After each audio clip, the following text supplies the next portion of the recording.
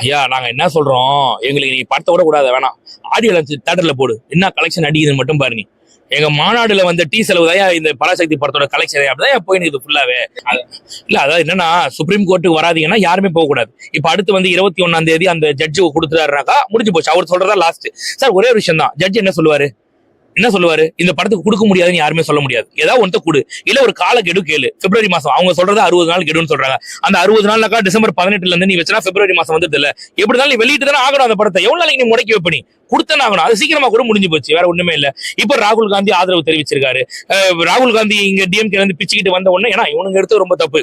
அதாவது பராசக்தி படத்துல ஒட்டுமொத்த காங்கிரஸையும் ரொம்ப கேவலமா உன் கூட்டணியில இருக்கும்போது கொச்சப்படுத்தி கலைஞர் ஒருத்தர் புகழ் பாடுறதுக்கு ஆல்ரெடி நீ வந்து காமராஜரை இழிவுபடுத்துறீங்க. நீங்க காமராஜரை கேவலமா பேசுற ஒருத்தனுக்கு போலீஸ் பந்தோபஸ்து கொடுத்து வச்சிருக்கீங்க, முக்தார் ஒரு புறம்போக்கு பயலுக்கு. ஆனா இதே கலைஞரை பத்தி தப்பா பேசினாக்கா, உங்க ஆட்சியை பத்தி தப்பா பேசினா அவதூறு வழக்கு போட்டு உள்ள தள்ளுவீங்க. அந்த மாதிரி கேடுகட்ட ஆட்சி தான் திமுக ஆட்சி, நான் இல்லைன்னு சொல்லல. அப்படி